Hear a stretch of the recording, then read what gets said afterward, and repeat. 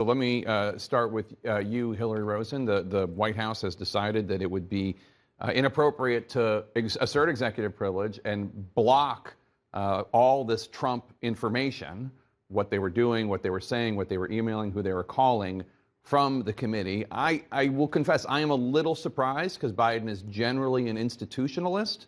And who knows what, I mean, this precedent has been set of after Nixon, but still, I am surprised. What do you think? I think that the calculation inside the Biden White House is that they campaigned on being different, on transparency, and telling the truth to the American people. And I think letting these documents go out reaffirms that, and that's what he promised to do. And Alice, late last night, you can't make this stuff up. Late last night, former President Trump sent out a statement before the audit results came out, praising the, quote, highly respected auditors in Arizona. Those are his words, highly respected auditors. And then the audit came out, and it doesn't really matter because it's all bogus anyway, but the audit came out and concluded that Biden actually won by even more votes. And again, none of it's credible to me. It doesn't matter. But then Trump goes in and deletes the statement from his website. I mean, I guess nothing matters. Oops. Well, it's a pattern, right? When you're supportive of the president, you're brilliant. And when you're critical, you're an idiot. And the problem with Arizona, these are the president's own cyber nimrods who could not produce the Kraken. I think he misspoke. They call themselves cyber ninjas. They are ninjas, but they are not in this particular case. Not cyber nimrods. Cyber ninjas. I know, but I have my own. Oh, you know? Oh, okay. I know exactly. I just wanted to make sure there wasn't a mistake. Okay, sorry.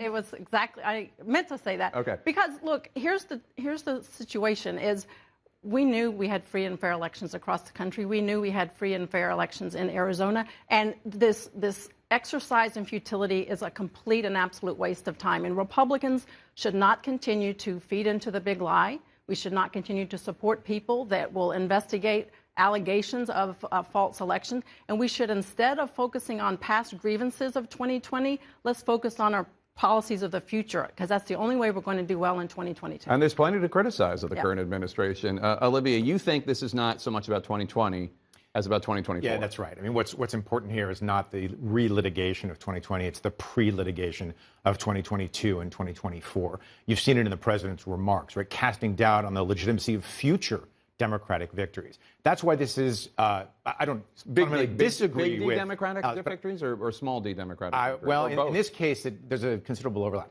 But I think that's why this is important. That's why, and I understand what you're saying about a waste of time, but that's why we can't actually look away from this. Because what you're seeing in the post-election Republican Party is two systematic efforts to rewrite voting rules to pare back practices that benefit Democrats. And the other one, which is turn over more election powers to partisan Republican office holders.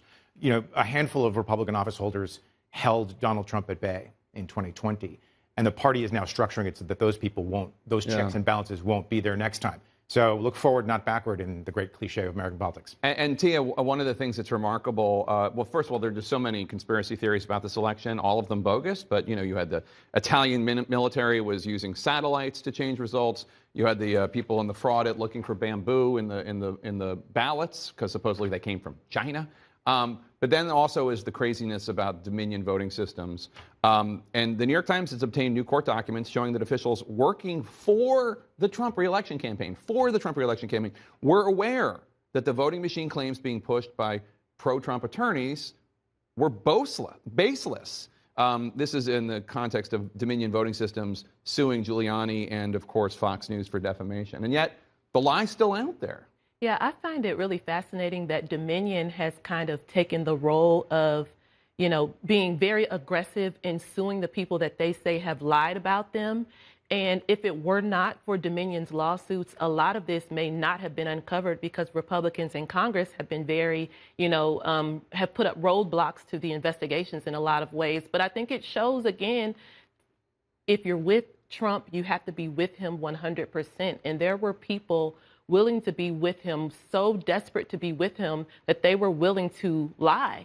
Yeah, and not worth it. That's why the fact that they're going into Texas now trying to push a recount is super interesting to me, because Texas is the first state where actually they elected a Republican senator the same time that Donald Trump got defeated. So John Cornyn now has to go out there and defend Trump and say, oh, yeah, the election results in Texas aren't valid.